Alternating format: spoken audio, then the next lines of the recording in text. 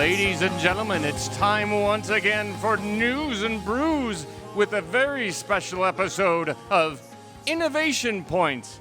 Please welcome to the desk Anchor to Tiki Felix, Megan Smith, Jacob Sanchez, Will Healy, Chris Lukey, and Jake Hall. Bienvenidos. How are you guys? Are we ready to discuss this innovation and automation? Yes. Do we have the coffee head on? Making sure we're ready? Okay, I'm going to put you on the spot, okay? Because I'm not the expert here. You guys are. So the pressure is on you. We're going to talk about, oh, yes, I know that face. And Jacobo Sanchez, which is, Jacob Sanchez. I'm telling him like in a nice, cordial way. We're going to talk about what the innovations are in automation and how huge is this topic. And Megan, you've been here. You were here yesterday. You did an amazing contribution when it comes to questions and answers. Now, let's start with this automation topic. It's important.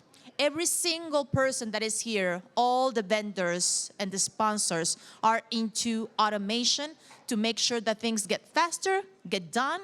What do you guys see coming forward in the future? Let's say in the long term and the short term, 5 years. What do you think? 5 years, yeah. 5 years from now. I think when you look at it, I mean, Jacob and I just talked about human-centric automation, but I think we have to, because the workforce in most parts of the world are struggling, and it's going to get harder as we go. So you're going to have to invest to make the human more productive, and the only way that's going to happen is through human-centric investment. I also see sustainability being an even bigger topic as we go forward. How can we do a better job of being sustainable, from solar panels and generating our own energy at our site to making sure that we're truly recycling, not just pointing out our recycling bin on our plant tour. So, yeah. That's a good point. What is your point of view? I would say digital accessibility of manufacturing is going to be the biggest part where, to echo off of human-centric automation, but unless we can access information digitally and understand what's happening in manufacturing processes, and then we can actually act on that data, we're not going to be moving forward. So I would say making machines smarter, making data more accessible, making data more actionable is what's going to be really shifting in terms of trends from either siloed manufacturing processes to larger enterprises. That's going to be moving forward. But Chris, I think that the advancement on these topics when it comes to automation, it's going really, really fast. Faster than a lot of people think. What do you think? I think it is going faster than a lot of people think, and that's why I think one of the most important areas of automation innovation is innovation around, let's say, automation education. So I was talking to an individual from Waukesha County Technical College not too long ago, Richard Barnhouse. He's talking about the evolution of their curriculum to create programs around a systems integration degree or certificates around artificial intelligence to truly enable folks that want to enter the workforce to have the pragmatic skills they need to fill those jobs that are in automation because technology is advancing so fast. So I know that was a kind of a different spin on the question you were asking, but that's where I think some of the most critical innovation is taking place in the automation world right now. Absolutely. Jacob. I think what you said is perfect, Chris. I was going to jump in with something that I think that we need to be focusing on as automation and manufacturing progresses and innovates is education. There's a lot of stuff out there that we all say we need to standardize certain things in this industry. But then there's 50 companies going out and standardizing their own thing, and then now I feel like we're in a worse boat than there would have been if we didn't try to standardize anything. There's 50 different companies trying to come up with their own spin and a different way to say or do the same thing. Give us an example, Jacob. There's an example. I'm trying to think of, okay, so you have a lot of companies that are tool manufacturers. So they make like CNC tools for cutting and stuff. They all have, some of them don't even have one, but a lot of the ones that do have their own tooling curriculum on how to use their tools, how to machine, not how to cam, but just how to cut and use the machine. And why wouldn't you want some type of centralized intelligence, centralized education, so all of these people in the industry can be using the same type of curriculum to learn together, to bounce feedback. So it's not any of, oh, hey, I'm using company A's curriculum. Can you help me out? Oh, I'm sorry, I'm using company C's, and I think Greg over here is using company D's. We need to start centralizing a lot of the education in our industry. So it's pretty much reinventing the wheel in many areas. And every company reinvents the wheel a different way until we have all of these wheels that aren't going anywhere. Jake, what to do you add think, on, Megan? Yeah, I believe this is where there's an opportunity to have a coordinated engineering and supply chain workspace, introducing the new AI tools that are being developed to the industry. My background is in robotics and engineering, and so I see this way where we could have a more coordinated future, where we have engineers who are designing the system, getting feedback from supply chain more quickly, this tighter loop for feedback. And then also to touch on sustainability, we need to be more aware of the resources that we're utilizing. I've heard from numerous people at this conference that metal, getting machined metal is increasing significantly, like doubling in the U.S., which is scary to think because we have so much demand.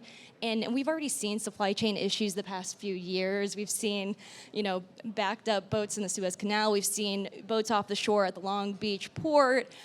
We've seen, the silicon and the chips being delayed as well. And so I think we're at this point where we need to get. We need to start moving faster and with better direction. So do we agree, Megan, that this automation is pretty much the high topic for every single element or the pillars of the manufacturing business? What do you guys think? I'll jump in on that. Yes. I think it's part of the connective tissue across all, like if I think about what's going on at IME West right now, at least from my perspective and the conversations I've listened to, automation is tied into everything everyone has talked about, whether you're Drew Crow and you've been covering Westpac, whether you're me and you've been talking about plastics all week long. Automation has been a topic that has come up not only across every segment, but virtually every interview as well. What do we think about the subject? And this is a corny subject, right?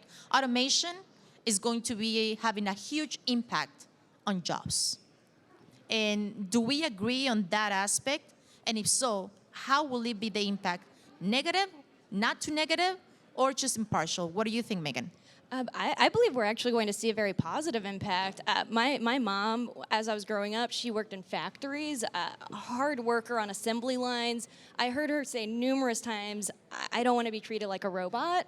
And so I believe as a society, as a human species, as we move forward, we're going to see this sentiment be echoed more and more. And so we're seeing labor shortages already. We're seeing folks, especially younger folks, who they want to learn these skills, but they want to do so in a culture and an environment that nurtures them. And I believe that having humans work with robotic technologies and with automation and with AI, we're just going to see this new renaissance, and we're already starting to see the beginnings of it.